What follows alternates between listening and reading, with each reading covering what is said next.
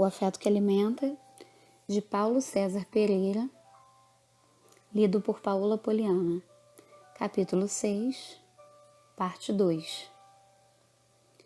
Um pastor me confidenciou que poderia se dar por satisfeito pelos afetos que recebe da igreja. Lá ele é abraçado, elogiado e parece ser muito amado. Porém, a situação que estamos narrando em relação ao pastor não para por aí. Certo dia, preciso atender uma pessoa em seu gabinete para aconselhamento. Trata-se de uma mulher atraente fisicamente que se encontra com problemas conjugais. Ao relatá-los, o pastor começa a perceber que os problemas dela são semelhantes aos seus. Ele, na verdade, não está preparado para ouvi-los, porque não costuma dar a esses problemas a devida atenção.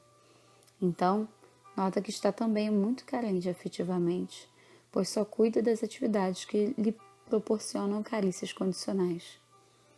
Todo conselheiro, psicólogo, psicanalista ou qualquer pessoa cujo foco do trabalho é ouvir o outro, precisa cuidar de si mesmo.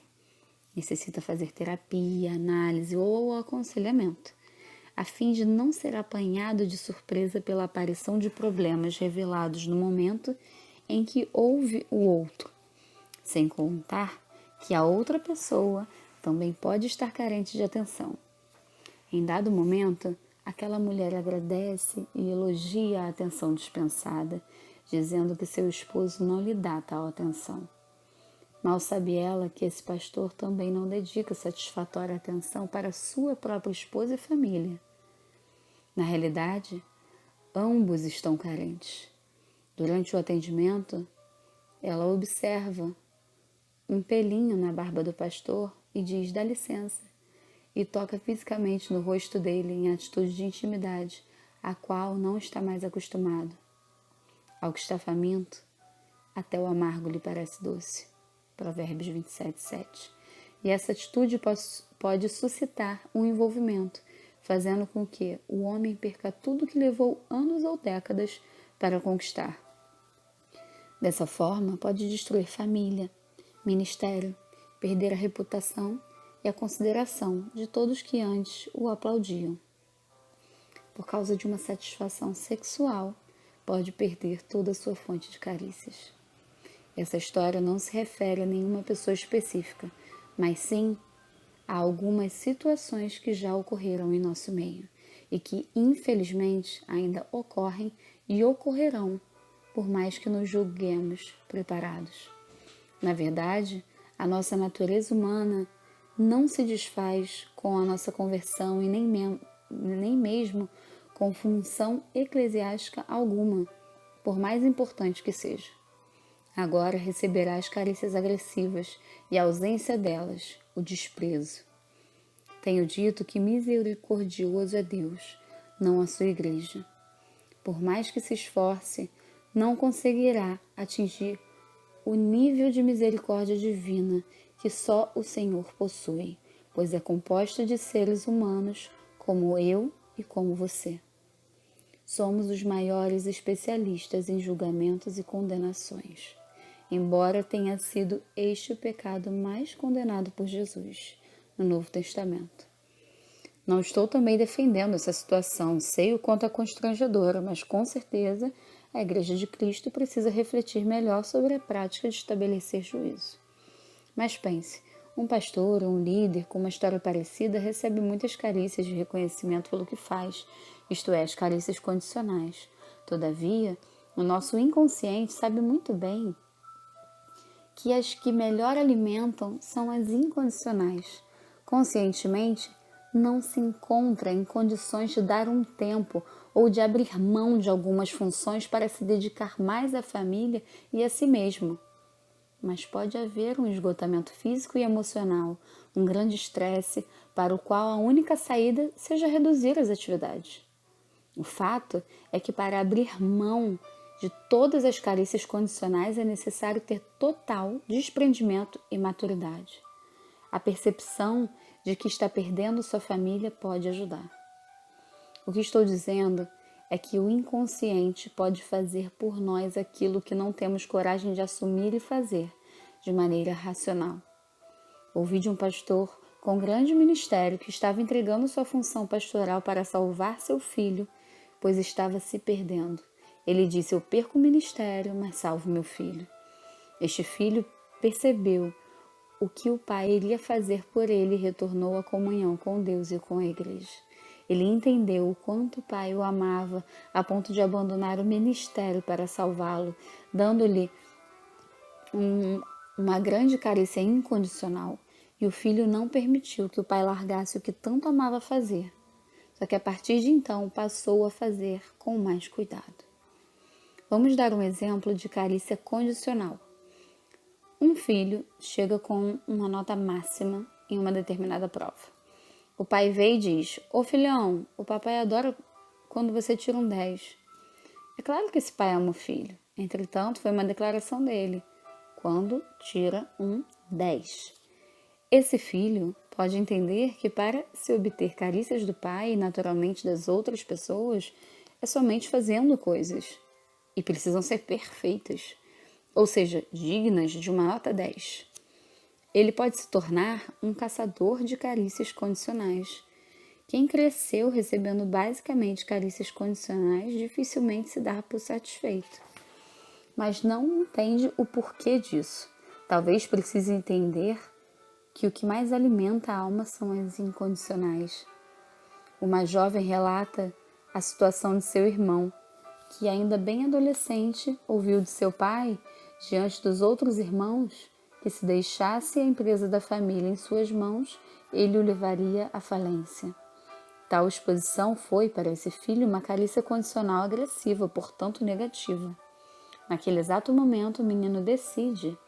Veja o que é tomar uma decisão em um momento de forte carga emocional. Ser uma pessoa muito importante.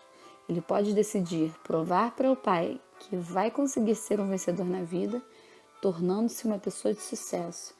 Veja que o sucesso pode ser na concepção dos outros, ou seja, do mundo. Não é exagero afirmar que seu grande desejo é obter o reconhecimento desse pai, mesmo que inconscientemente. Sendo assim, resolve estudar bastante, formar-se em administração de empresas e demonstra ser bastante competente na função em que atua. Sua irmã diz que é o primeiro a chegar à empresa. Nos finais de semana, sempre está fazendo um curso novo com o intuito de buscar aperfeiçoamento profissional. E quando chega em casa, estuda até de madrugada. Entretanto, não tem vida social, não tem amigos, não tem uma namorada e já caminha para os 40 anos. Parece que nada o satisfaz plenamente. Os reconhecimentos de sua chefia, do proprietário da empresa e dos colegas não substituem o desejado reconhecimento da parte do pai. É a insaciável busca pela carícia paterna. Durante o almoço, percebo que minha filha não está com muita vontade de comer. Então começo a fazer algumas brincadeiras como reconhecimento por cada vez que ela come alguma coisa. Logo depois, ela resolve não comer mais.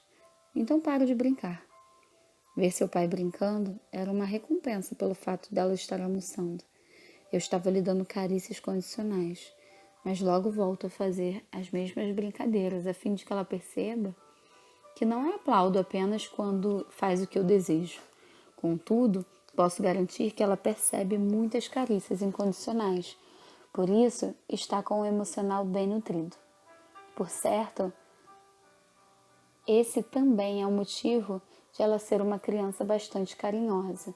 São tantas carícias que não cabem dentro dela.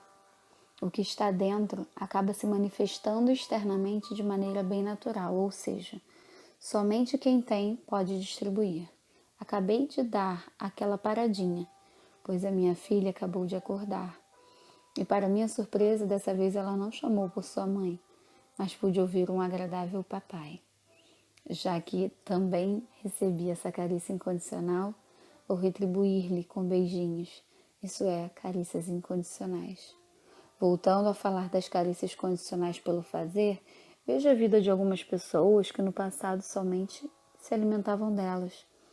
Observe alguns artistas ou jogadores de futebol que não podendo mais estar em atividade devido à limitação de idade, também deixam de receber as carícias de antes.